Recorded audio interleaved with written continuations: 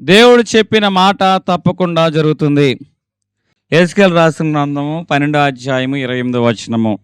కాబట్టి నీవు వారితో ఇట్లనుము, ఇకను ఆలస్యం చేయక నేను చెప్పిన మాటలనియు జరుగును. నేను చెప్పిన మాట తప్పకుండా జరుగును.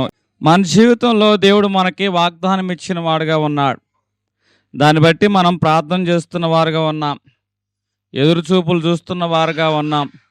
ఫలితం అనేది కల్పించడం లేదు. అప్పుడు వెంటనే మనకేమనిపిస్తుందంటే, నిజంగా దేవుడు మన ప్రార్థన ఆలకిస్తాడా? దీనికి జవాబు దొరుకుతుందా? ఫలితం అనేది దొరుకుతుందా?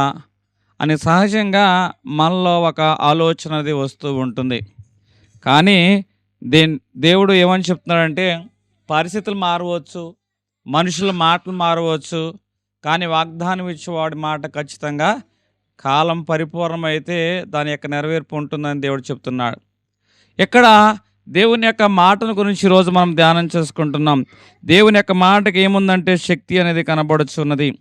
ఈరోజు మన జీవితంలో చాలా మాటలు మనకు వినపడుతూ ఉంటాయి. ఎక్కువగా మనుషుల మాటలు వినపడతాయి. ఒక్కోసారి మనుషుల మాటలు మనకు ఎలాగుంటాయి అంటే ప్రోత్సాహకరంగా ఉంటాయి. ఇంకోసారి అవే మనుషుల మాటలు మనల్ని నిరాశాపూరితంలోకి నడిపించేవిగా ఉంటాయి. అయితే దేవుని యొక్క మాటలు ఎప్పుడూ కూడా అట్లాగ ఉండవు. దేవుడు ఎప్పుడు మాట్లాడినా కూడా మనల్ని హెచ్చరిస్తాడు, సరి చేస్తాడు, తర్వాత ఆశీర్వదిస్తూ ఉంటాడు. భూమి ఆకాశాలు గతించిపోతాయి కానీ నా మాటలు గతించిపోవు అంటున్నా. మనుషుల మాటలు అనేవి పరిమితమైపోయినవి. అవి కొన్ని రోజులు ఒకలాగా ఉంటాయి, కొన్ని రోజులు ఒకలాగా ఉంటాయి. అంటే స్థిరం లేని మాటలు. కానీ దేవుని యొక్క మాటలు ఎలాంటివి అంటే స్థిరమైన మాటలు. అందుకే నేను చెప్తున్న మాట, మనుషులు నమ్ముకున్నట కంటే, రాజులు నమ్ముకున్నట కంటే యెహోవాను ఆశ్రయించుట మేలు. దేవుని మాటకి ఎట్లాంటి శక్తి ఉంది? సృష్టిని సృష్టించే శక్తి ఉన్నది. ఆది కాండము 1వ అధ్యాయము ప్రారంభ 3వ వచనం మనం చూసుకున్నట్లయితే, దేవుడు వెలుగు కలగమని కలగగా వెలుగు కలిగెను, వెలుగు మంచిదైనట్టు దేవుడు చూచెను. అంటే దేవుని యొక్క మాట మొదటగా సృష్టిని కలిగించే శక్తి కలిగినది. అంటే ఆయన సృష్టి శూన్యముగాను, నిరాకారంగాను, చీకటిగాను నింపబడి ఉన్నప్పుడు ఆ శూన్యముగా, చీకటిగా, నిరాకారంగా ఉన్న సృష్టిని దేవుడు చూచి మొదటిగా వెలుగు కలుగునుగాక అన్నాడు. అంటే ఆ మాట ఏం చేసిందంటే వెలుగును కలిగించింది. అక్కడ శూన్యం ఉంది, అక్కడ చీకటి ఉంది, అక్కడ నిరాకారం ఉంది. కానీ దేవుని మాట ఏం చేసింది? అక్కడ వెలుగును కలిగించింది. అట్లాగే మన జీవితంలో కూడా శాంతి లేకపోవచ్చు, ఆశ లేకపోవచ్చు, విశ్వాసం లేకపోవచ్చు. నీ జీవితం కూడా శూన్యంగా కనిపించవచ్చు, ఖాళీగా కనిపించవచ్చు. కానీ దేవుని యొక్క మాట నీ యొక్క ఖాళీని పూడ్చునుగాక, నీ శూన్యంలో దేవుని యొక్క వెలుగు ప్రసరింపచేయునుగాక. హల్లెలూయా. దేవుని యొక్క మాట ఎలాంటిదంటే అది సృష్టిని సృష్టించే శక్తి గలది. ఉన్నది లేనట్టుగా, లేనిది ఉన్నట్లుగా కలగజేసేది దేవుని మాట. ఆ మాటలో శక్తి ఉన్నది. యేసయ్య నామములో శక్తి ఉన్నదయ్యా. శ్రీ యేసయ్య నామములో రోగాలను పరదోలే, దురాత్మలను పారదోలే శక్తి కలిగినది. అంటే శక్తి కలిగిన నామం గురించి నేను మాట్లాడుచూ ఉన్నాను. అంటే సృష్టిని సృష్టించే నామము. ఈరోజు శక్తి కలిగిన ఈ యొక్క వాక్కు నీ హృదయంలో నాటబడినట్లయితే ఒకరోజు దేవుడు ఏం చేస్తారంటే దాని కార్యాన్ని జరిగిస్తూ ఉంటాడు. హృదయాలు మార్చబడుతూ ఉంటాయి. ఇక్కడ ఒక సందర్భంలో ఏం జరుగుతుంది? ఒక వ్యక్తి భూమిలో విత్తనం వేసిన వాడుగా ఉన్నాడు. భూమిలో విత్తనం వేసినప్పుడు ఏం జరిగింది? కొన్ని విత్తనాలు నేల మీద పడ్డాయి, కొన్ని విత్తనాలు రాతిలో పడ్డాయి, కొన్ని విత్తనాలు త్రోవలో పడ్డాయి. అయితే ఇక్కడ సత్తాగల విత్తనం ఉంది. ఈ సత్తాగల విత్తనం భూమిలో నాటబడింది. ఆ సత్తాగల విత్తనం ఏమైందంటే పరిస్థితులన్నిటినీ కూడా దాటుకొని ఒకరోజు భూమిని చీల్చుకొని అది మొక్కగా ఎదిగింది. అంటే దేవుని యొక్క వాక్యము శక్తి కలిగింది అంటున్నాను. ఈ శక్తి కలిగిన వాక్కు నీ హృదయంలో నాటబడినట్లయితే, నాటబడిన ఈ వాక్యం ఏం చేస్తుందంటే నీ హృదయంలో కనబడని కార్యం జరిగిస్తుంది. అది ఒకరోజు ఒక ఫలితముగాను, ఆశీర్వాదంగాను, ఆశాజనకంగాను నీ జీవితంలో కనబడుతూ ఉంటుంది.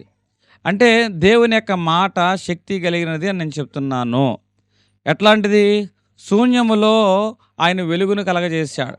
నీ జీవితంలో ఏ శూన్యం ఉందో, ఏ మనుషులను పోగొట్టుకుంటున్న బట్టి, లేకపోతే ఏ నష్టాన్ని బట్టి, ఏ ఆర్థికపరమైన పరిస్థితిని బట్టి, ఏ కుటుంబంలో కలహాన్ని బట్టి, ఏ మనుషుల మధ్య వివాదాన్ని బట్టి, చుట్టూ మనుషులైతే ఉన్నారు కానీ ఏదో తెలియని కలవరం, ఏదో తెలియని వెలితి. అందరూ అంటున్నారు, ఏమైందమ్మా నీకు, ఏమైంది నీకు అని అందరూ అంటున్నా. కానీ అందరికీ చెప్పుకోవాలని కానీ చెప్పుకోలేని సమస్య నీ జీవితంలో ఉంది. అంటే ఇది శూన్యము. దీన్ని ఏమంటారో తెలుసా? శూన్యము. నీ జీవితంలో శూన్యమనే చీకటి ఉన్నదా? ఈరోజు దేవుని యొక్క మాటకి అవకాశము. ఆ మాట నీ శూన్యంలో దేవుని యొక్క వెలుగు ప్రసరింపచేయునుగాక. హల్లెలూయా. కీర్తనలు రాసిన గ్రంథము 107వ అధ్యాయము 20వ వచనము.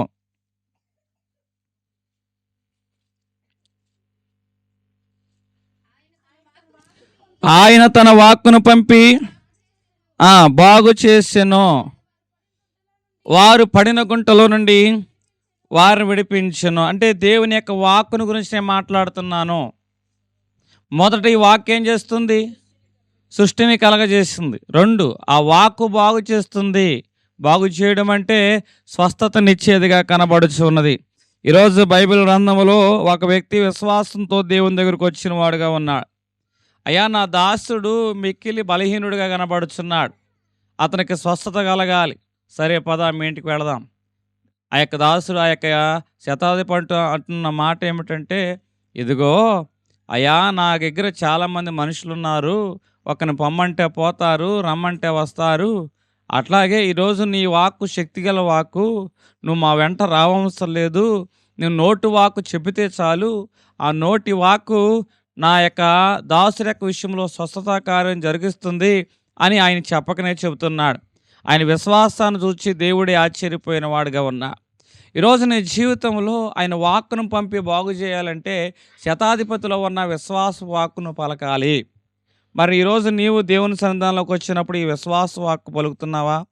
అయ్యా, శతాధిపతి యొక్క దాసుడి యొక్క విషయంలో నువ్వు వాక్కును పంపి వారిని బాగు చేసావు కదయ్యా, అట్లాగే నా బంధువుల యొక్క విషయంలో, నా రక్త సంబంధికుల విషయంలో, హాస్పిటల్ అడ్మిట్ అయ్యి ట్రీట్మెంట్ జరిగించుకుంటున్న వారి యొక్క విషయంలో నీ వాక్కును పంపిస్తున్నందుకు వందనాలు ప్రభా. నీ వాక్కు వారి యొక్క హృదయంలోకి, నీ వాక్కు వారి రోగం మీదకి, నీ వాక్కు వారి పరిస్థితుల మీదకి పంపించి స్వస్థాకారం చేస్తున్నందుకు వందనాలు ప్రభా అని విశ్వాసంతో నువ్వు ప్రార్థన చేయగలిగినట్లయితే నీ నమ్మిక చొప్పున దేవుడు దూరంగా ఉన్న వారి పక్షంగా స్వస్థతాకార్యం జరిగించునుగాక. హల్లెలూయా. దేవుని యొక్క వాక్కు శక్తి గలది అంటున్నాను. ఈ శక్తిగల వాక్కు సృష్టిని సృష్టించింది. ఈ శక్తిగల వాక్కు పంపినప్పుడు అది ఏం చేసిందంటే మనుషుల్ని బాగు చేసింది. ఇక్కడ ఒక సహోదరి జీవితంలో చాలా ఇబ్బందికరమైన అనుభవాలు ఉన్నాయి. ఎటు చూసినా కూడా హీన శత్రు వర్గమే కనపడుతూ ఉంది.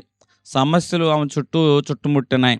కుటుంబంలో సమస్యలు, కుటుంబం బయట సమస్యలు, రక్త సంబంధికుల సమస్యలు, ఆర్థికంగా సమస్యలు, ఆరోగ్యంగా సమస్యలు, ఏం చేయాలో కూడా పాలుపాని నిస్సహాయమైన పరిస్థితుల్లో అసలు గుండె కఠినమైపోయింది. ఎవరు ఏం మాట చెప్పినా కూడా ఆ మాట వినే పరిస్థితులు లేదు.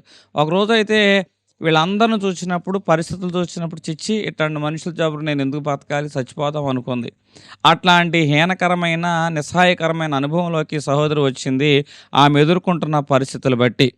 అయితే ఈరోజు నేను చెప్తున్న మాట, ఆ రోజు ఆమె ఒక వాక్కు ఉంది. ఏం వాక్కు ఉందో తెలుసా? విరిగి నలిగిన వారికి యెహోవా ఆసనుడు. అంటే దేవుడు నాకు ఆసనుడిగా ఉంటాడా? మనుషులు ఎవరు నాకు ఆసనులుగా ఉండటం లేదు, మనుషులు ఎవరు నాకు అండగా ఉండడం లేదు, దేవుడు నాకు అండగా ఉంటాడా అని ఆ సహోదరి ఏం చేస్తుందంటే ఆ రోజు దేవుని మీద ఆధారపడింది. పరిస్థితులు ఏమీ మారలా, కాలం ఏమీ మారలా, కానీ రోజులు గడిచే కొద్దిగా ఆమె ప్రార్థన ఆపలేదు, రోజులు గడిచే కొద్దిగా ఆమె విశ్వాసాన్ని ఆపలేదు. అలా చేయడం వల్ల మొదటగా ఆమె యొక్క మనస్సు మారింది, ఆమెలో భయం పోయింది, నిరాశ తగ్గింది, ఆశ వచ్చింది. ఇప్పుడు యెహోవా కొరకు ఎదురు చూస్తుంది. అయ్యా, నీవే నా జీవితంలో నూతన కార్యం చేయాలని వాగ్దానాన్ని చేతపట్టుకుని ఆ సహోదరి ప్రార్థన చేస్తుంది. ఆమె జీవితంలో శక్తి లేదు, ఆమె జీవితంలో నిరాశ ఉంది, ఆమె జీవితంలో ఆరోగ్యపరమైన ఇబ్బందులు ఉన్నాయి. అయితే దేవుడు తన వాక్కును పంపించిన వాడుగా ఉన్నాడు. ఆ విరిగి నలిగిన హృదయాన్ని దేవుడు బాగు చేసిన వాడుగా ఉన్నాడు. ఆమె జీవితాన్ని కట్టి అనేక మందికి ఆమె ఎలాగుందంటే ఆశీర్వాదకరంగా దేవుడు మార్చివేస్తున్న వాడుగా ఉన్నాడు. హల్లెలూయా. ఈరోజు నువ్వు ఏ విరిగి నలిగిన హృదయంతో ఉన్నావో దేవుడు తన వాక్కును పంపి నిన్ను ఆశీర్వదించునుగాక, స్వస్థపరచునుగాక. ఎందుకంటే దేవుడు మనల్ని ఎట్లా స్వస్థపరుస్తాడు? తన వాక్కును పంపుతాడు. వాక్కును పంపినప్పుడు ఏం జరుగుతుంది? మనలో ఉన్న బలహీనత పోతుంది. బలహీనత పోయినప్పుడు ఏమొస్తుంది? శక్తి వస్తుంది. శక్తి వచ్చినప్పుడు ఏమవుతుంది? ఆరోగ్యం వస్తుంది. మొదట బలహీనత పోయి, తర్వాత శక్తి వచ్చి, తర్వాత ఆరోగ్యం అనేది వస్తుంది. దేవుడు తన వాక్కును పంపుతున్నాడు. వాక్కును పంపి ఏం చేస్తున్నాడు అంటే స్వస్థత పరుస్తున్నాడు. మొదట తన వాక్కును పంపి శూన్యాన్ని లో వెలుగును కలగజేశారు, సృష్టిని కలగజేశారు. ఇప్పుడు మూడవ అనుభవము, దేవుడు తన వాక్కు ద్వారా అసాధ్యాన్ని సాధ్యం చేస్తాడు. అసాధ్యాన్ని సాధ్యం చేస్తాడు. ఒక ప్రాంతంలో ఒక వ్యక్తి ఉన్నాడు. ఇద్దరు అక్కల ముద్దుల తమ్ముడు. ఈయన పేరేం చెప్పండి? లాజరు గారు. ఈయన చనిపోయిన వాడిగా ఉన్నాడు. చనిపోయిన లాజరు విషయంలో దేవుడు జోక్యం చేసుకుంటున్న వాడుగా ఉన్నాడు.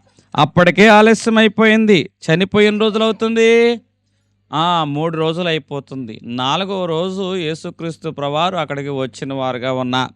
అలా వచ్చినప్పుడు ఏం జరిగింది అంటే ఆయన మృతుడైన వాడుగా ఉన్నారు. దేహము కుళ్ళిపోయే పరిస్థితికి వచ్చింది.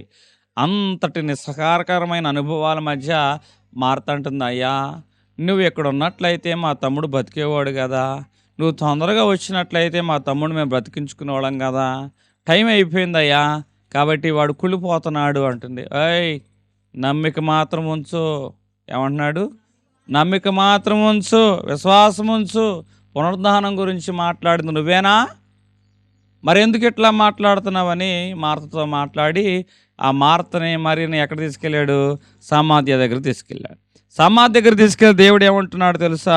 ఆ సమాధిలో ఉన్న లాజరు బయటికి రా అంటున్న వాడుగా ఉన్నాడు. ఈరోజు నీ జీవితంలో కూడా నేను చెప్తున్న మాట ఏమిటంటే, ఇక అంతా అయిపోయింది, ఇక ఏమీ లేదు, అంతా బూడిదైపోయింది అంటున్నాం. కానీ దేవుడు బూడిదలో ఉన్న వారికి కూడా పూజనం సిద్ధం చేస్తారట. హల్లెలూయా. ఆ యొక్క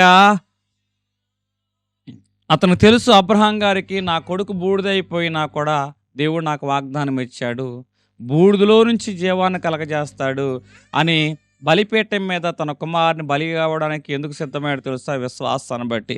ఈరోజు నీ జీవితంలో విశ్వాసం ఉన్నట్లయితే అసాధ్యమైన కార్యాలు దేవుడు సాధ్యపరచును గాక.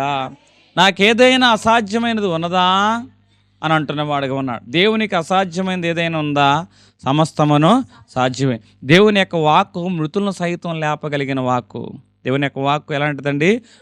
ఈరోజు ఏ పరిస్థితిని ఇంటిలో మృతమైపోయిందో, ఏ ప్రేమ చల్లారిపోయిందో, ఏ మనుషుల మధ్య మాటలు అనేవి సమాధి చేయబడ్డాయో అవన్నీ కూడా దేవుని యొక్క నామమును బట్టి తిరిగి పునరుజ్జీవం పొందునుగాక, నూతనమైన చిగురు పెట్టునుగాక.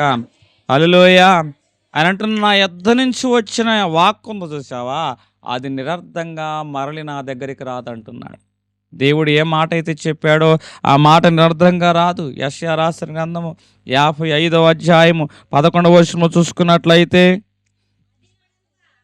నిష్ఫలముగా నా యొద్దకు మరలక అది నాకు అనుకూలమైందని నెరవేర్చును. అంటే దేవుడు తన వాక్కును సెలవిచ్చాడంటే నిష్ఫలంగా అది నా యొద్దకు మరలదు, నిష్ఫలంగా నా యొద్దకు రాదు అంటున్నాడు. ఈరోజు దేవుని యొక్క వాక్కు పరిస్థితులు ఎట్లాగున్నా కూడా నువ్వేం చేయాలి? దేవుని యొక్క వాక్కును పట్టుకోవాలి. భయం వచ్చింది, ఏం చేయాలి చెప్పు? దేవుని వాక్కును ప్రకటించు.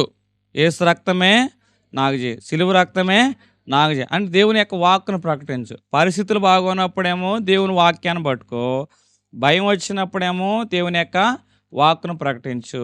ఆ వాక్కు ఏం చేస్తుందంటే శక్తి కలదు కాబట్టి ఆ శక్తి కలిగిన వాక్కు నీ జీవితంలో అసాధ్యమైన కార్యాలు సాధ్యపరచును గాక. అంటే నా మాట ఖచ్చితంగా నెరవేరును అని దేవుడు అంటున్నాడు. ఏ విషయంలో? శూన్యంలో నీ జీవితం ఉందా? అయితే వెలుగు కలుగును గాక దేవుడు అంటాడు. అనారోగ్యంలో నీ జీవితం ఉందా?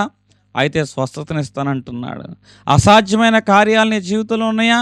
దేవుడు సాధ్యపరుస్తానంట. ఇంకా ఏమంటున్నాడు తెలుసా? నేను గనక ఒక మాట సెలవిస్తే నిరర్థంగా అది మరలి నా దగ్గరికి రాదు, నిరర్థకంగా మరలిన దగ్గరికి రాదు. అంటే దేవుడు మాట ఇచ్చాడు అంటే, సెలవిచ్చాడంటే ఖచ్చితంగా అది ఫలవంతం అవుతుంది. విశ్వాసం ఉన్న వారికే ఈ వాగ్దానం మీద నెరవేరుతుంది, ఎవరికి పడితే వారికి కాదు. శతాధిపతి విశ్వాసంతో ఉన్నాడు కాబట్టి వాగ్దానం నెరవేరింది. మార్తా మరియా విశ్వాసం కలిగిన వారుగా ఉన్నారు కాబట్టి, పునరుద్ధానం గురించి మార్త మాట్లాడింది కాబట్టి అక్కడ లాజరు సమాధిలోంచి బయటకు వచ్చిన వాడుగా ఉన్నాడు. హెబ్రీ రాసిన పత్రిక 10వ అధ్యాయము 23వ వచనము. వాగ్దానం చేసిన వాడు నమ్మదగిన వాడు గనక మన నిరీక్షణ విషయమై మనం ఒప్పుకున్నది నిశ్చలమగా, అంటే విశ్వాసం ఎవరైతే ఉంచుతారో ఖచ్చితంగా నెరవేరుతుంది. వాగ్దానం చేసిన వాడు ఎలాంటి వాడు? నమ్మని దగ్గర, ఇదిగో నేను నీతో పాటు ఉంటాను, ఇదిగో నేను నిన్ను నడిపిస్తాను, ఇదిగో నిన్ను బలపరుస్తాను, నిన్ను ఆశీర్వదిస్తాను అని దేవుడు అంటున్న వాడుగా ఉన్నాడు. ఒకసారి పరిస్థితులు మనకు సహకరించకపోవచ్చు, మనుషులు మనల్ని మోసం నిరుత్సాహపరచవచ్చు, కానీ దేవుడు ఎలాంటి వాడంటే నమ్మకమైన వాడు. పరిస్థితులు నీకు నిరుత్సాహం తీసుకురావచ్చు, మనుషులు మాట తప్పవచ్చు, కానీ దేవుడు ఎలాంటి వాడు తెలుసా? నమ్మదగిన వాడు. విశ్వాసం ఉంచిన వారికి మాత్రం ఖచ్చితంగా దేవుని కార్యాలు చూడగలిగే వారుగా ఉంటా. మార్కు సువార్త 5వ అధ్యాయం 34వ వచనంలో ఇక్కడ విశ్వాసము దేవుని యొక్క కార్యాన్ని ఏం చేస్తుందంటే ప్రారంభించేదిగా ఉంటుంది. ఈరోజు నీ జీవితంలో ఈ విశ్వాసం ఉందా? విశ్వాసం ఏం చేస్తుందంటే దేవుని కార్యాన్ని ప్రారంభిస్తుంది. ఇక్కడ ఒక సహోదరి ఉంది, ఆమె బలహీనతలో ఉంది. ఏది ఏమైనా కూడా ఇంట్లోంచి బయటకు వచ్చి ప్రభువు యొక్క వస్త్రాన్ని ముట్టుకోవాలని ఆశపడింది. పరిస్థితులు అనుకూలంగా లేదు, బయటికి వెళితే ఆమెను చంపుతారని భయం. అయితే ఒకటే ఒక నిర్ణయం తీసుకుంది, ఈ రోగంతో ఇంట్లో ఉంటే ఎట్లాగైనా చచ్చిపోతాను, బయటికి వెళ్ళి మనుషుల చేతిలో పడితే ఎట్లయినా చంపుతా. అంటే ఇంట్లో ఉన్న చావే, బయట మనుషుల చేతిలోకి వెళ్ళినా చావే. ఒకవేళ దేవుని చేతిలో పడితే, ఆయన వస్త్రాన్ని ముట్టుకుంటే బ్రతుకుతా కదా అన్న విశ్వాసము ఆమెలో ఉంది. ఆ విశ్వాసంతో ఏం చేస్తుందంటే ఏది ఏమైనా కూడా ఆమె ముందుకెళ్ళింది. నిజంగా నీలో విశ్వాసం ఉంటేనంటండి నీ అడుగులకు అడ్డం రావటండి. నిదానంగా నీవు విశ్వాసంతో అడుగు వేస్తే దేవుడు ఏం చేస్తాడట? ఒక్కొక్క అడుగును ఒక చిన్న నిర్ణయము, ఒక చిన్న అడుగు, ఒక పెద్ద అద్భుతంలోకి దేవుడిని నడిపిస్తాడు. హల్లెలూయా. నీ జీవితంలో విశ్వాసం ద్వారా దేవుడు కార్యం చేయాలంటే, దేవుడు అద్భుతాన్ని ప్రారంభించాలంటే మొదట చిన్న అడుగుని, ఒక చిన్న నిర్ణయం మొదట రావాలి. ఈ చిన్న నిర్ణయం ఏం చేస్తుందంటే చిన్న అడుగుని వేస్తుంది. ఈ చిన్న అడుగు ఏం చేస్తుందంటే పెద్ద అద్భుతంలోనికి నడిపించేదిగా ఉంటుంది. ఈ సహోదరి నిర్ణయం తీసుకుంది. నిర్ణయము అనేది ఎంత బలంగా ఉంటే దేవుని యొక్క కార్యము అంత చక్కగా మన పక్షంగా ఉంటుంది. ఈరోజు నిర్ణయం బలంగా ఉందా? కొంతమంది మనుషులు ఉంటూ ఉంటారు, సగం గాడకి వెళ్ళిన తర్వాత వెనక్కి చూస్తారు, సగం వెళ్ళిన తర్వాత ఏం చేస్తారు తెలుసా? వెనక్కి చూస్తూ ఉంటారు. లోతు భార్యలన్నమాట వీళ్ళందరికీ అంబాసిడర్లు. ఆమె సగం దూరం వెళ్ళిన తర్వాత ఏం చేసింది? వెనక్కి తిరిగి చూసింది. అంటే ముందుకెళ్ళిపోదాం అని ఆయన పట్టుకుని వెళ్తూ ఉంటే అట్టాగేనండి అని వెళ్ళిపోతూ ఉంది. సరే కొంత దూరం అయిన తర్వాత వాళ్ళ ఆయనకి నమ్మకం వచ్చేసింది, ఇక పట్టుకుని వచ్చేస్తుంది కదా, ఇక వెనక్కి తిరిగి చూడదులని ఆయన ఏం చేసాడంటే వదిలేసాడు. వదిలేస్తాం వల్ల ఏమైంది? ఆమె వెనక్కి తిరిగి చూసింది. బైబిల్ గ్రంథంలో ఎట్ట వదిలేసిన భార్య భర్తలు కనపడుతున్నా. ఇవాళ భార్యల గురించి చెప్తే ఇంకో సందర్భంలో భర్తల గురించి చెప్తా. అప్పుడు దాకా నువ్వు లేక నేను లేను అని ఆదామ చట్టాపట్టాలు వేసుకుని తిరిగారు. అంతవరకు బాగానే ఉంది. ఎప్పుడైతే ఇక ఈయనకి నమ్మకం వచ్చేసిందో, ఇక ఈయన వదిలేసి ఈ తోట పని, సేద్యం పని, కాసే పని, యొక్క పోషణ పని చూసుకుంటున్న వాడుకున్నాడు. ఇప్పుడు వదిలేస్తాం వల్ల ఏమైంది? ఈ యొక్క సాతాను ఎవరి మీద దాడి చేసింది? ఆవ మీద దాడి చేసింది. కాబట్టి తినవద్దన్న పండు తినేలా చేసింది. ఇప్పుడు ఈ విషయంలో కూడా, ఏ విషయంలో? లోతు భార్య యొక్క విషయంలో కూడా ఇదే జరిగింది. అంటే నేను చెప్తున్న మాట, ఒక భర్త భార్య ఉన్నప్పుడు ఆ భర్త భార్య యొక్క విషయంలో భార్య వెనకమాల నడిచింది అనుకో, ఏమైంది చెప్పండి? భార్య వెనకమాల నడిస్తే ఏం జరుగుద్ది? ఒక భర్తకి భార్య వెనకమాల నడవకూడదు, అట్టని ఎదరు నడవచ్చా చెప్పండి? యెజబెల్ ఏం చేసింది? ఎదరు నడిచింది. వెనకమాల నడిచిన భార్య ఉంది, ఎదరు నడిచిన భార్య ఉంది. కానీ దేవుడు ఏమన్నాడు? ఎవరో ఎదరా నడవద్దు, వెనకమాల నడవద్దు, మీ ఇద్దరు ఒకరికొకళ్ళు జత పనివారు, ఒకరికొకళ్ళు సాటి అయిన అందుకే చట్టా పట్టాలు వేసుకుని వెళ్తున్నారు భార్యాభర్తలు చూసారా అంటారు. అంటే చట్టా పట్టాలు వేసుకుని వెళ్తున్నారంటే పక్క పక్కన నడుచుకుంటూ వెళ్తున్నారు. అంటే ఈ భార్య కానీ ఈ భర్త కానీ ఎవరు ముందు వెళ్ళకూడదు, ఎవరు వెనకమాల వెళ్ళకూడదు. ఏమైద్దో తెలుసా? చెప్పుడు మాటలు వస్తాయి. ఏమైతే చెప్పండి? చెప్పుడు మాటలు వస్తాయి. కాబట్టి ముగ్గురు ఆడవాళ్ళు కూడా ముందు నడవకూడదు, వెనక నడవకూడదు. వీళ్ళు కనుక ఇద్దరు ఆడవాళ్ళు ముందు నడిచి ఒక ఆడమ్మాయి వెనకమాల నడిస్తే ఎవరి గురించి చెప్పుకుంటారు చెప్పండి? అర్థమైందా? అందుకే ఎవరో కూడా ముందు నడవకూడదు, వెనక నడవకూడదు. ఒకే చోట నడిస్తే వ్యర్థమైన మాటలకు అవకాశం ఉంటుందా? ఉండనే ఉండదు. ఇప్పుడు మన వాక్యానికి వద్దాం. ఈ సహోదరి ఏం చేస్తుందంటే ఏది ఏమైనా సరే నేను దేవుని యొక్క సన్నిధానానికి వెళ్ళాలని ఆమె ఆలోచన చేసుకుంది. ఒక నిర్ణయం. ఏమిటి? ఒక నిర్ణయం, ఒక అడుగు. అందుట్లో దేవుడు ఏం చేస్తాడంటే అద్భుతాన్ని చూపించేవాడుగా ఉంటాడు. ఈ సహోదరి ఏది ఏమైనా ఒక నిర్ణయం తీసుకుంది, ఒక అడుగేసింది, దేవుని యొక్క వస్త్రాన్ని ముట్టుకుంది. వస్త్రాన్ని ముట్టుకోవటం వల్ల ఏం జరిగింది? విశ్వాసము. మనం దేని గురించి చెప్పుకుంటున్నాం ఇప్పుడు? విశ్వాసం గురించి చెప్తున్నాం. ఈ విశ్వాసము ఏం చేసిందంటే ఆమె జీవితంలో దేవుని యొక్క శక్తి లోపలికి వెళ్ళేలాగా, ప్రభావం ఆమెలోకి వెళ్ళేలాగా, స్వస్థత ఆమెలో జరిగేలాగా చేసింది. అంటే మన జీవితంలో కూడా విశ్వాసం అని ఏం చేస్తుందంటే దేవుని యొక్క శక్తిని మనలోకి ఆకర్షిస్తుంది. విశ్వాసము దేవుని యొక్క పని మన పక్షంగా ప్రారంభిస్తుంది. హల్లెలూయా, హల్లెలూయా. ఈరోజు నిజంగా నువ్వు విశ్వాసం ఉంచావు అనుకోండి, విశ్వాసం ఉంచినట్లయితే ఆటోమేటిక్గా దేవుడు దానికి అనుకూలంగా మార్గాలను చూపెడుతూ ఉంటాడు. కూర్చొని ఉంటే మనకు పనులు జరగవు. నడుస్తూ ఉంటేనే దేవుడు దానికి తగ్గ ఆలోచన పుట్టించి ఆ పనికి తగ్గ కార్యాచరణకి దయచేస్తూ ఉంటాడు. నెహెమ్యా కూర్చొని ఏడిసినంతకాలం ఏం ఉపయోగంలా. కార్యాచరణ మొదలుపెట్టిన తర్వాతనే ఆటంకాలు వచ్చినా కూడా ఆ పనిని సంపూర్తం చేసిన వాడుగా ఉన్నాడు విశ్వాసం, ప్రార్థన ద్వారా. దేవుడు అటువంటి కృప దయచేయును గాక. ఇక్కడ మన దగ్గర మంచి లైట్ ఉంది, కాస్ట్లీ లైట్ ఉంది, చాలా వాట్ లైటు. అది 3 సంవత్సరాలు 3 years వారంటీ అని దాని మీద కూడా రాస్తుంది. ఏమంటాం? ఇదిగో ఈ లైట్ ఏంటనుకున్నా 3 ఏళ్ళు గ్యారంటీ అని అంటూ ఉంటాం. వారాలు పెట్టావు, అందరికి వచ్చిన వాళ్ళందరూ చెప్తూ ఉంటాం 3 ఏళ్ళ గ్యారంటీ లైట్ ఇది. ఏ లైట్ ఇది? 3 ఏళ్ళ గ్యారంటీ. కనపడకపోయినా సరే ఎట్రా ఈ లైట్ చూసావా? 3 ఏళ్ళ గ్యారంటీ. ఈ లైట్ చూసావా? ఎన్ని ఏళ్ళు గ్యారంటీ? 3 ఏళ్ళ గ్యారంటీ అంట. అరే బాబు 3 ఏళ్ళ గ్యారంటీ అంట, ఒకసారి ఆ లైట్ నాకు వెలిగేలాగా చూడరా అని అంటూ 3 ఏళ్ళ గ్యారంటీ అంటావు కానీ స్విచ్ చేయకుండా లైట్ వెలిగిద్దా? సరే స్విచ్ చేసావు, స్విచ్ చేసినా కూడా లైట్ వెలగట్లా. ఏంట్రా 3 ఏళ్ళ గ్యారంటీ అంటున్నావు, స్విచ్ చేసినా లైట్ వెలగట్లేదంటే అక్కడ ఏమి లేదు, కరెంట్ లేదు. ఏమి లేదు, కరెంట్ లేదు. ఈరోజు లైట్ ఎంత మంచిదైనా, స్విచ్ బోర్డులో స్విచ్ ఎంత గొప్పదైనా కూడా అక్కడ కరెంటు అనేది లేకపోతే, ఏమిటండి? కరెంటు అనేది లేకపోతే నువ్వు ఆశించింది ఎంత గొప్ప కార్యమైనా, నీ పని ఎంత గొప్పదైనా కూడా విశ్వాసం అనేది నీ జీవితంలో లేకపోతే ఆ కార్యము సఫలం కాదు, అందులో అద్భుతం అనేది వెలిగించబడదు. ఇక్కడ ఈ సహోదరి యొక్క జీవితంలో దేవుని యొక్క ప్రభావం వచ్చింది అంటే దేవుడు తన పనిని ప్రారంభించాడు. దేవుడు తన పనిని ఎట్లా ప్రారంభించాడు? విశ్వాసం ద్వారా. ఈరోజు విశ్వాసము దేవుడి నీ పనిని ప్రారంభించునుగాక. మత్తయి సువార్త 19వ అధ్యాయము 26వ వచనంలో చూసుకున్నట్లయితే, యేసు వారిని చూచి మనుషులకి ఇది అసాధ్యమే కానీ దేవునికి సమస్తమును సాధ్యమే. ఇది మనుషులకు అసాధ్యము, దేవునికి సమస్తమును సాధ్యమే అంటున్న వాడుగా ఉన్నా. ఈరోజు నేను చెప్తున్న మాట, అసాధ్యమైన పనులు సాధ్యం చేసేది ఏమిటంటే దేవుడే. మనుషులకు అది అసాధ్యం. మీరు అసాధ్యమైన పనులు చూసుకున్నప్పుడు బైబిల్ గ్రంథంలో యొర్దాను ఎదురు కనపడుతుంది, ఎర్ర సముద్రం కనపడుతుంది, ఎరుకో గోడ కనపడుతున్నాయి. అది ఇశ్రాయేలు జీవితాల్లో. ఇక్కడ దావీదు యొక్క జీవితంలో గొలియాతు కనపడుతున్నాడు.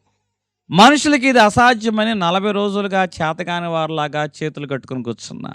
కానీ విశ్వాసం కలిగిన దావీదు గొలియాతును ఎదుర్కోవడానికి వచ్చినప్పుడు అంటున్నాడు, ఎన్నిక లేని ఈ ఫిలిష్తీయుడు ఎంతటివాడు, మనుషులకి ఇది అసాధ్యము అని అంటున్న సందర్భంలో నా దేవుని ద్వారా సమస్తము సాధ్యమే, యుద్ధమో యెహోవాదే అని చెప్పి అక్కడ ఏం చేశాడంటే దేవుని పేరట యుద్ధం చేశాడు, ఒక గొప్ప విజయాన్ని ఇచ్చిన వాడుగా ఉన్నాడు దేవుడు. అంటే ఇక్కడ నేను చెప్తున్నాను, విశ్వాసం ఏం చేస్తుందంటే అసాధ్యమైన పనులను సాధ్యపరుస్తుంది అంటున్నాను. ఇక్కడ దావీదు యొక్క విశ్వాసము గొలియాతును జయించేలాగా చేసింది కదా. కొంతమంది వ్యక్తులు ఒక ఇంటి దగ్గరికి వచ్చారు. తలుపు చాలా పెద్దది. ఆ పెద్ద తలుపుని ఎట్లాగైనా సరే పడగొట్టాలి అని చెప్పి చాలా ప్రయత్నం చేస్తున్నాడు. ఒకడు భుజంతో గుద్దాడు, ఒకడు పొలుగుతో పొడిచాడు, ఇద్దరు ముగ్గురు పరిగెత్తుకుంటూ వచ్చి కాళ్ళతో ఎగిరి తన్నారు. కానీ అక్కడ ఏం జరగలేదంటే తలుపు అనేది తెరవబడల. అప్పుడు వారు ఏం చేశారంటే వారి తండ్రిని పిలిపించారు. నాన్న, ఈ తలుపు తెరవడం రావట్లేదు అంటే తండ్రి ఏం చేశాడంటే తన దగ్గర ఉన్న తాళాన్ని తీసి తెరిచాడు. తాళం కప్పును తెరిచిన వాడిగా ఉన్నాడు, తలుపు తెరుచుకుంది. అంటే ఇక్కడ తండ్రి దగ్గర ఏముంది? తాళం ఉంది. ఆ తాళం ఏమై ఉందంటే విశ్వాసమైనది. నీ జీవితంలో విశ్వాసమైన తాళం ఉన్నట్లయితే నీ ఎదురుగా ఉన్న ఆ తలుపులు ఏదైనా నాకు తెలియదు కానీ దేవుడు నీకు అనుకూలంగా మూయబడిన తలుపును తెరుచునుగాక. కొత్త మార్గం దేవుడు నీకు చూపించునుగాక. హల్లెలూయా. విశ్వాసం ఏం చేస్తుందంటే అసాధ్యమైన కార్యాలని సాధ్యపరుస్తూ ఉంటుంది. విశ్వాసము వాగ్దానాన్ని పొందుకునేలా చేస్తుంది. బైబిల్ గ్రంథం రోమీ రాసిన పత్రిక 4వ అధ్యాయం 20వ వచనంలో చూసుకున్నట్లయితే,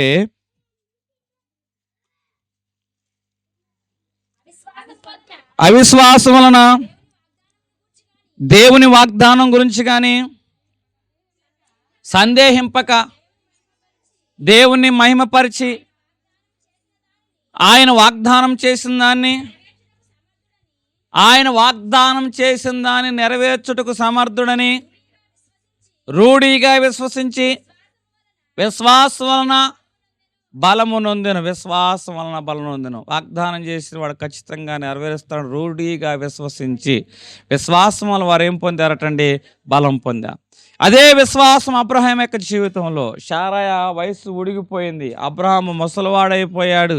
ఇటువంటి సందర్భాల్లో ఏం జరిగిందంటే విశ్వాసం వలన వారు బలము పొందుకున్న వారుగా ఉన్నారు. విశ్వాసం వల్ల వారు గర్భాన్ని ధరించిన వారుగా ఉన్నారు. వాగ్దానం ఏం చేసిందంటే వాగ్దానం నమ్మిన వారు వాగ్దానం బట్టి 100 ఏళ్ల వయసులో ఎక్కడైతే అసాధ్యమైన మనుషులు అంటూ ఉంటారో దేవుడు నీకు ఇచ్చిన వాగ్దానం ఏం చేస్తుందంటే నిన్ను ఆ వాగ్దానాన్ని కన్నులారా చూచేలాగా ఉంటుంది. ఇది అసాధ్యం అంటారు, కానీ దేవుని యొక్క వాగ్దానం ఏం చేస్తుందంటే సమస్తమును సాధ్యమని చెబుతూ విశ్వాసము ద్వారా వాగ్దానం యొక్క నెరవేర్పు కనపడుతుంది. నేను మాట ఇచ్చాను, నెరవేరుస్తాను. నా మాట ఖచ్చితంగా నెరవేరుతుంది. ఎట్లా నెరవేరుతుంది? ఎవరి జీవితంలో ఈ వాగ్దానాన్ని విశ్వాసం ద్వారా పట్టుకుంటారో ఆ వాగ్దానం వారి జీవితంలో నెరవేర్చును గాక. హల్లెలూయా. ఇక్కడ చివరిగా నేను చెప్తున్న మాట, దేవుడు మాట ఇచ్చాడు అంటున్నా, ఖచ్చితంగా నెరవేరుస్తాడు అంటున్నా. అప్పుడు దానికి విశ్వాసం కావాలి. మరి ఈ విషయంలో మనలో చాలామంది ఏముంటుందంటే సందేహం అనేది ఉంటుంది. సందేహము దేవుని యొక్క పనిని ఆలస్యం చేస్తుంది. ఏం చేస్తుంది? దేవుని యొక్క పనిని ఆలస్యం చేస్తుంది. విశ్వాసంతో నువ్వు చేస్తే దేవుడు పని ప్రారంభిస్తాడు. సందేహంతో నువ్వు వెళితే ఆ పని ఏమైపోతుంది? ఆలస్యమైపోతుంది. ఆ రోజు ఏం జరిగింది? 10 మంది వేగుల వారు వచ్చారు. 10 మంది వేగుల వారు వచ్చినప్పుడు ఆ యొక్క కానాను గురించి 8 మంది చెడ్డ సమాచారం మోసుకొచ్చారు. 8 మంది చెడ్డ సమాచారం మోసుకొచ్చినప్పుడు అందరికీ ఏం కలిగింది? సందేహం కలిగింది. అయ్యా, ఎంత దూరం ఎందుకు తీసుకొచ్చినట్టు? శుభ్రంగా అక్కడే ఉంటే బాగుండేది కదా అని వారిలో ఏమొచ్చిందంటే సనుగుడు వచ్చింది. సందేహము ఏం చేసిందంటే 11 రోజుల్లో వారు ఎక్కడికి వెళ్ళాలి? కానాకు వెళ్ళాలి. ఆ సందేహము సనుగుడు వారి జీవితంలో ఏం చేసుకుందంటే 40 సంవత్సరాలు మిద్యాను అరణ్యం చుట్టూ తిరుగుతూనే చేసింది. ఒక్కోసారి కొంతమంది మనుషులు ఉంటారు, ఆ మనుషులు తిరిగిన చోటనే తిరుగుతూ ఉంటారు. ఎందుకంటే వారి జీవితంలో ఏముందంటే ఆ సందేహం అనేది కనబడుతూ ఉంటుంది. కొంతమంది మనుషులు ఉంటారు, ఈ బిళ్ళ మింగితే తగ్గిద్దా లేదా అని నిన్ను అడుగుతారు, తగ్గిద్దా లేదా అని నన్ను అడుగుతారు, తగ్గిద్దా లేదని బిళ్ళలిచ్చిన డాక్టర్ని అడుగుతారు, తగ్గిద్దా లేదని అంతకుముందు వారిని రోగుల్ని అడుగుతూ ఉంటారు. ఇక్కడ బ్రతుకంతా కూడా ఏంటంటే ఆ రోజంతా తగ్గిద్దా లేదా అని చెప్పేసి వారు అడుగుతూనే ఉంటారు. వారిలో విశ్వాసం రాక మాత్రం వారు మింగరు, కాబట్టి రోగం పెరిగిద్ది. సందేహం ఏం చేస్తుందంటే ఆశీర్వాదాన్ని ఆలస్యం చేస్తుంది, అద్భుతాన్ని ఆలస్యం చేస్తుంది. ఇశ్రాయేల్ యొక్క సందేహం ఏం చేసిందంటే కానా ప్రవేశాన్ని ఆలస్యం చేసేదిగా చేసింది. ఈరోజు నీ జీవితంలో ఏ సందేహం ఉంది? ఒకసారి నువ్వు ఆలోచన చేసుకోవాలి. ఎందుకంటే మన జీవితంలో వచ్చే సందేహాలు మనల్ని ఉన్నతమైన ఆశీర్వాదం పొందుకోనీయకుండా చేస్తాయి. ఒక అతనికి ఒక జాబ్ వచ్చింది. ఒక జాబ్ వచ్చిన తర్వాత అతనికి ఒక సందేహం వచ్చింది. అసలు వీళ్ళు ఎందుకు కేకేసారంటావు నన్ను? నిజంగా ఇది మంచి కంపెనీ అని అంటావా? లేకపోతే కాంట్రాక్టర్ చేసుకొని బాండ్ రాసుకొని వెట్టి చాకరీ చేసి జీతం ఇవ్వకోకుండా నా కష్టాన్ని దోచుకుంటారంటావా అని వాళ్ళని అడిగారు, వీళ్ళని అడిగారు. కొంతమంది అన్నారంట బాండ్ రాయించుకుంటారు కానీ జీతాలు ఎవరన్నారంట. కొంతమంది అన్నారు బాండ్ రాయించుకుంటారు, బాండ్ అయిపోయిన తర్వాత ఉద్యోగంలోంచి పీకేస్తానన్నారంట. కొంతమంది అన్నారంటండి ఏదైనా ముందు జాయిన్ అవ్వరా అన్నారట. వీడికి 3 మాటల్లో 2 మాటలు ఎట్లా వచ్చినాయి? నెగిటివ్గా వచ్చింది. ఒక మాట ఏమొచ్చింది? పాజిటివ్గా వచ్చింది. మన ఓటు ఎవరికి? మన ఓటు ఎవరికి చెప్పండి? పాజిటివ్కా నెగిటివ్కా? పాజిటివ్కా నెగిటివ్కా? ఖచ్చితంగా ఇతను మాత్రం నెగిటివ్కి ఓటేసాడు. కాబట్టి ఉద్యోగం మానేశాడు, అసలు వెళ్ళాల. వీడి స్నేహితుడు ఏమేం చేశాడంటే అదే కంపెనీలో వరాకిల్ బ్యాక్ ఎండ్ నేర్చుకునే విషయంలో వెళ్ళాడు. 2 సంవత్సరాల బాండ్ అయింది. అదే కంపెనీ వారు ఇతని యొక్క కృషిని చూసి ఏం చేశారంటే ఆ యొక్క కంపెనీలో నెక్స్ట్ కంపెనీలో అతనికి మంచి ఆఫర్ని జాబ్ ఆఫర్ ఇచ్చిన వారికి ఉన్న సందేహం ఏం చేస్తుందంటే ఇతడు ముందుకెళ్ళనీయకోకుండా చేసింది. సందేహం ఏం చేసింది? ముందుకెళ్ళనీయకోకుండా చేసింది. మన జీవితాల్లో కూడా ఇదే సందేహాలండి, ఇదే సందేహాలు. ఈ సందేహాలను పట్టుకొని మనం ఏం చేసుకుంటున్నామంటే ముందుకెళ్ళనీయకోకుండా చేస్తున్నాం. సందేహము ఆశీర్వాదాన్ని ఆలస్యం చేస్తుంది. సందేహం ఆశీర్వాదాన్ని ఏం చేస్తుంది? ఆలస్యం చేస్తుంది. ఇక్కడ నేను చెప్తున్న మాట ఇంకొంచెం సందేహము అద్భుతాన్ని కూడా అడ్డుకుంటుంది. మత్తయి సువార్త 14వ అధ్యాయము 31వ వచనము.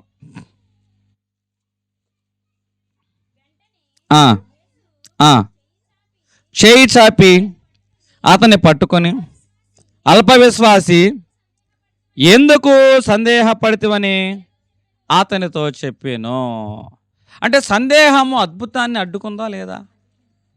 ఈడు సందేహపడ్డాడు, నీటిలో మునిగిపోతున్నాడు. అదే సందేహపడకోకుండా నడిచినట్లయితే నీటి మీద కంటిన్యూగా నడిచేవాడు కదా. నీ జీవితంలో కూడా కొంత దూరం నడుస్తూ ఉంటాం, దేవుని మీద ఆధారపడుతూ ఉంటాం.